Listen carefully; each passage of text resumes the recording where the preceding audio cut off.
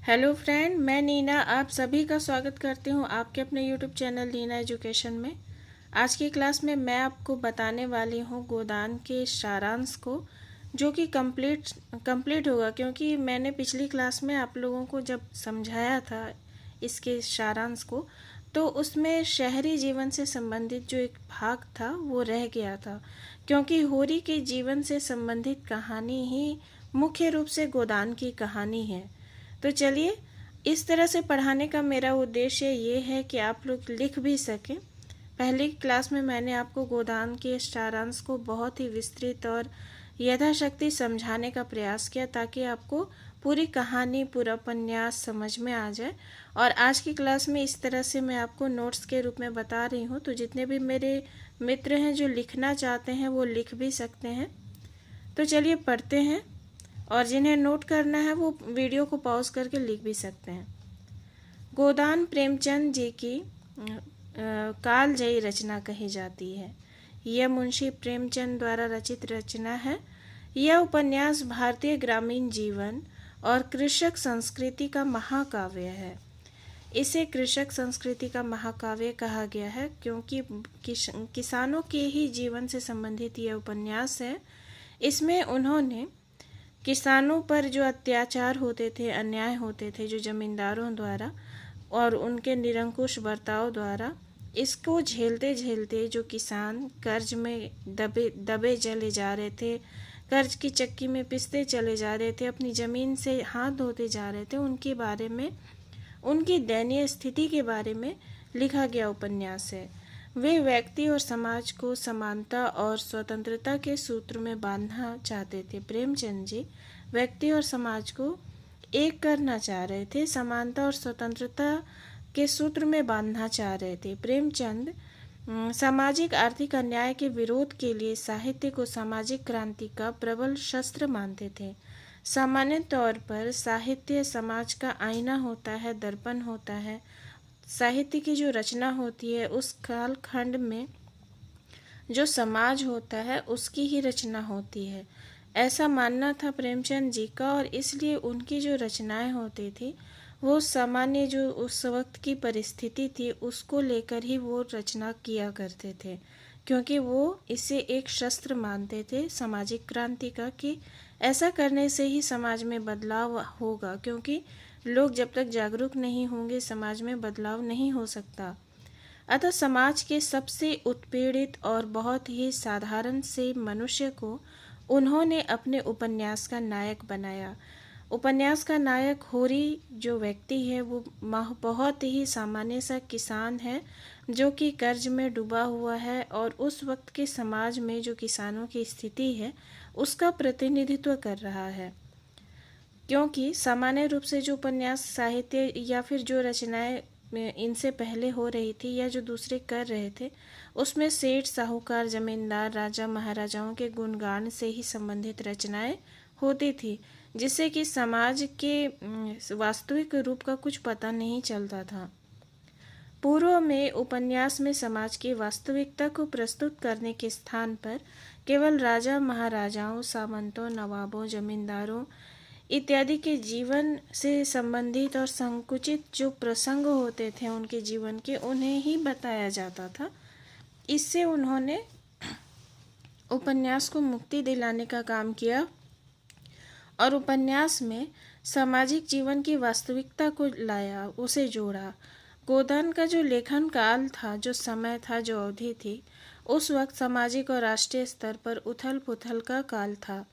किसानों की जमीन जमींदारों के हाथों में जा रही थी। किसानों को मजदूर बनकर रहना पड़ रहा था। किसान जीवन की इसी त्रासदी को गोदान के माध्यम से प्रेमचंद जी ने अभिव्यक्त किया है। अब हम लोग इसके सारांश को देखें, इनकी कथा वस्तु को देखें, तो मुंशी प्रेमचंद जी ने 1936 ईस्वी में इसे प्रकाशित किया, या उनका ये उपन्यास गोदान 1936 ईस्वी में प्रकाशित हुआ। मुंशी प्रेमचंद की जीवनी को भी मैंने एक क्लास में बताया है, हालांकि उस क्लास में ही मैं सारांश भी बताना चाह रही थी, लेकिन वो इनकी जीवनी को बताने में ही मुझे काफ़ी समय लग गया, तो इसलिए मैंने उस क्लास में इसकी कथा वस्तु नहीं बताई। तो चलिए यहाँ पर देखते हैं। तो 1936 में ये उपन्यास प्रकाशित हुआ था। इस उपन्यास में दो कथाएं समानांतर चलती हैं, एक गांव की और दूसरी शहर की। गांव की कथा ही ज़्यादा महत्वपूर्ण है। गोदान कृषक जीवन का महाकाव्य कहा जाता है। इस उपन्यास का जो नायक है होरी, वो बेलारी गांव का है। बेलारी गांव उत्तर प्रदेश का एक गांव है। वहाँ का रहने वाला एक किसान है। उसके परिवार में उसकी पत्नी है जिसका नाम है धनिया, बेटा है जिसका नाम है गोबर। ऐसे इसका नाम गोवर्धन है, लेकिन सभी गोबर कहते हैं। इसकी दो पुत्रियां हैं, सोना और रूपा। होरी के दो भाई भी हैं, शोभा और हीरा। इसे बचपन से ही होरी और उसकी पत्नी ने ही पाल पोस कर बड़ा किया है। होरी कठिन परिश्रम से अपनी जीविका चलाता है। भाइयों में बंटवारा होने के बाद तो इनके घर की स्थिति और भी बुरी हो जाती है, क्योंकि ज़मीन का बंटवारा हो रहा है इसमें, और ज़मीन का हिस्सा और अधिक छोटा होने से खेती पर असर पड़ता है और उपज पर भी। होरी सेमरी गांव में रहने वाले जमींदार राय साहब अमरपाल सिंह को सलाम करने जाता है। इनके अंदर ही ये इनसे कर्ज लेकर के काम चलाता है। तो जो सेठ जमींदार गांव के होते थे, तो जो छोटे लोग होते थे, किसान या मजदूर, वो जमींदार सेठ साहूकारों के घर सलामी देने जाते थे और ये इनका रोज का था। तो ऐसे ही में एक दिन जमींदार के यहाँ जाने के क्रम में भोला से इसकी भेंट होती है, होरी की। और इस भोला की गाय को देखकर होरी के मन में भी गाय को पालने की लालसा उत्पन्न होती है। वह भोला को उसका दूसरा विवाह करा देने और मुफ्त में भूसा देने का प्रलोभन देता है। मतलब वो भोला से कहता है कि वो गाय की देखरेख सेवा करेगा, उसे मुफ्त में भूसा भी देगा उसकी गाय बैलों के लिए, और वो उसके बदले में उससे गाय लेना चाहता है। विवाह का भी प्रलोभन देता है। तो इस वजह से जो भोला है वो अपनी गाय से देता है, तैयार हो जाता है, जिसे गोबर अर्थात होरी का पुत्र ले आता है। जब वो उसके घर जाता है तो ये जो इसका बेटा है होरी का गोबर, वो भोला की एक पुत्री है झुनिया, जो कि विधवा है, उसके प्रति आकर्षित होता है और फिर वो गाय को ले आता है। और इस वजह से, गोबर की वजह से, होरी का बहुत ज़्यादा अपमान भी होता है। पूरे गांव में पंचायत इस पर जुर्माना भी लगाती है, क्योंकि ऊंची जाति नीची जाति का बहुत ज़्यादा असर था समाज में। ऐसी स्थिति में जो इसके साथ हुई, होरी के साथ, इसकी वजह से ये कर्ज तले दबता ही चला जा रहा था। यहाँ फिर आते हम लोग देखते हैं, जब गोबर ले आता है गाय को घर, तो सभी लोग आते हैं गांव के देखने के लिए, लेकिन इसका भाई हीरा और उसकी पत्नी पुनिया वो नहीं आते, क्योंकि उसके मन में बहुत कुंठा होती है, क्रोध होता है, उसे अच्छा नहीं लगता और इतना अधिक उसके मन में द्वेष होता है कि एक दिन हीरा जो होता है होरी का भाई, वो विष दे देता है गाय को और गाय मर जाती है और वो घर छोड़कर भाग जाता है। होरी और धनिया इस घटना से तूफान मचा देते हैं उसकी गाय के मर जाने के बाद। तो ऐसे में चौकीदार को भी सूचना मिलती, जो गांव में पुलिस वगैरह होते हैं, वो आता है थानेदार जांच करने के लिए। उसे पता चलता है तो वो हीरा के घर की तलाशी लेना चाहता है, लेकिन होरी को यहाँ पर अपने कुल की मर्यादा का ख्याल आ जाता है और वो मना कर देता है, इसका विरोध कर देता है कि वो उसके भाई के घर की तलाशी नहीं ले। तो अब ऐसी स्थिति में थाना पुलिस में भी वो इस चीज़ को दबाने के लिए कि उसका भाई यहाँ पर फंस जाएगा, बदनामी होगी समाज में, तो वो थाना पुलिस में भी कुछ पैसे रिश्वत देने के लिए और कर्ज लेता है और इस प्रकार से उसका कर्ज दिन प्रतिदिन बढ़ते जाता है और वो इस मामले को शांत करने की कोशिश करता है। फिर होरी अपनी मर्यादा को बचाने का हर संभव प्रयास करता है। उसकी आर्थिक स्थिति दिन प्रतिदिन इसी वजह से खराब भी होती जाती है।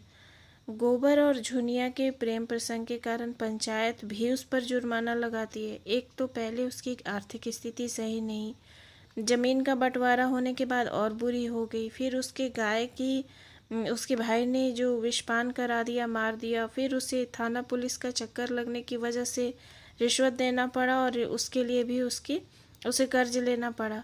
अब उसके बाद एक नया उसके सामने परेशानी क्या आ गई कि गोबर और झुनिया के प्रेम प्रसंग के कारण पंचायत ने इस पर जुर्माना लगा दिया। अब इसे चुकाने के लिए होरी को अपना घर गिरवी रखना पड़ा और गिरवी रख करके उसने इस रकम को चुकाया था।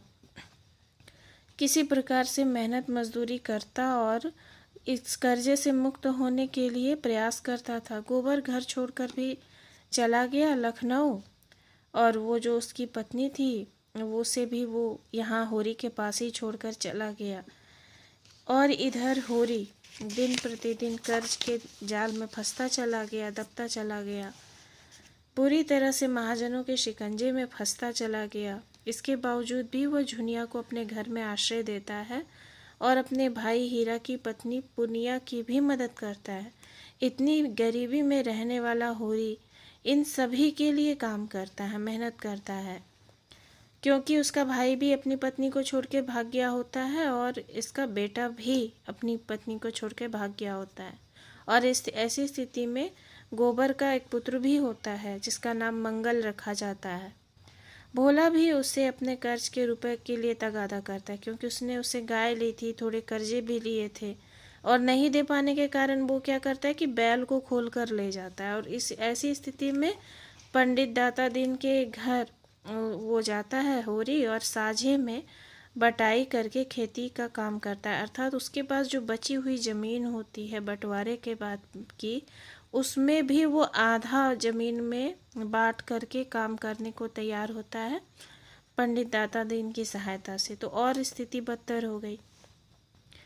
अब थोड़ी सी सुधार करने के लिए क्या हुआ कि होरी के साथ धनिया, सोना, रुपये ये सब भी मजदूरी करने लगे।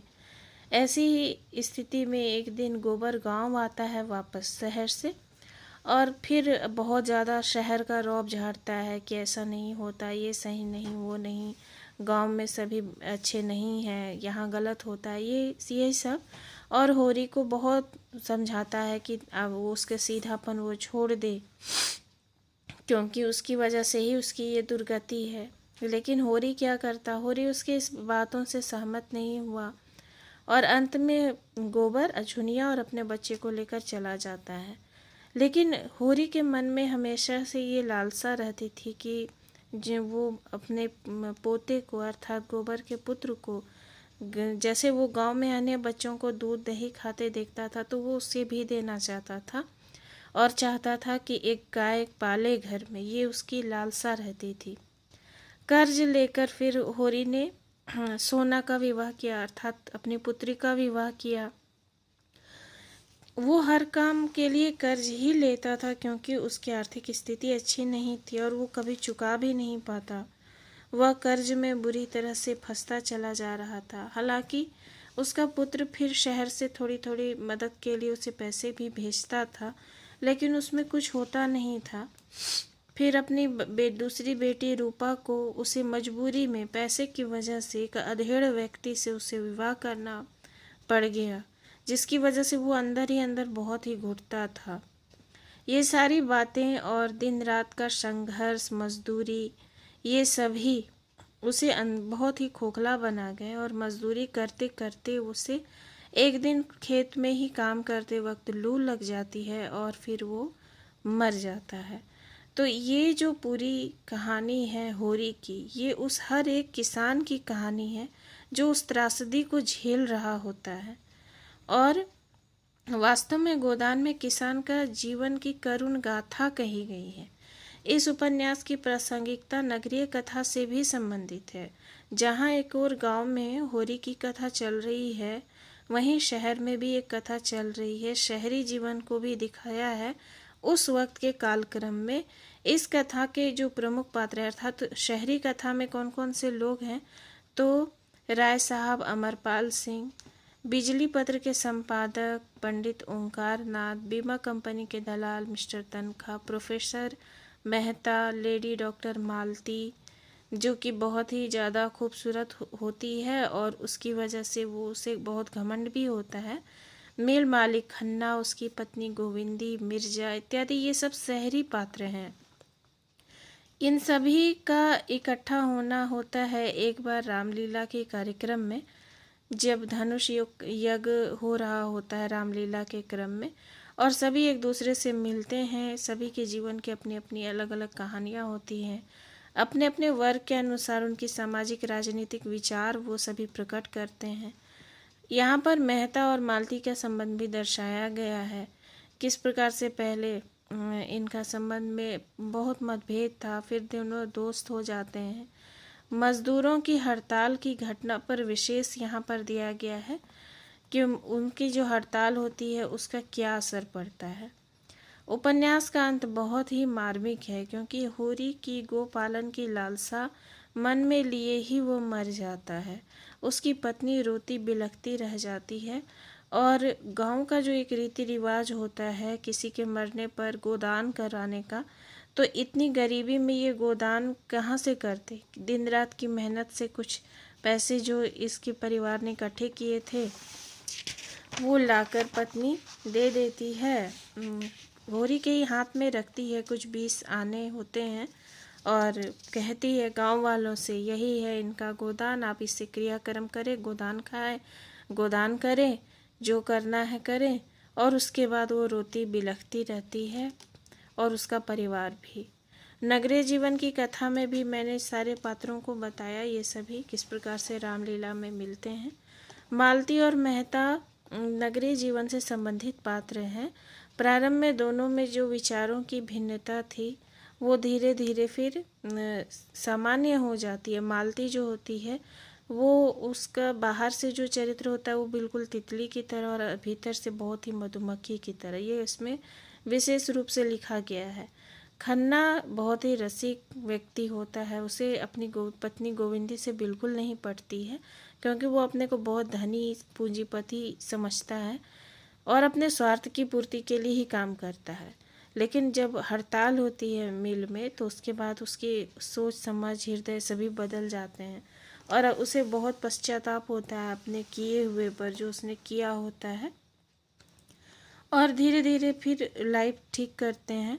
मेहता मालती भी निकट आते हैं, लेकिन विवाह नहीं करके समाज की सेवा में लग जाते हैं, क्योंकि इन सब का गांव में आगमन होता है, गांव की स्थिति ये लोग देखते हैं, तो इनका हृदय में बहुत ही विशेष रूप से परिवर्तित हो जाता है। तो इस प्रकार से शहरी जीवन का भी इसमें जिक्र किया हुआ है गोदान में, लेकिन मुख्य रूप से गोदान होरी की ही कथा है, जिसमें ये दिखाया है कि किसानों का जीवन कितना नरकमय था, कितना त्रासद था, और इनके जो समाज में अलग अलग कुप्रथाएं चल रही थी उसकी वजह से कितना और परिस्थिति दिन प्रतिदिन सामान्य वर्ग के जो किसान होते थे उनकी बद से बदतर होती जा रही थी, यही कथा है।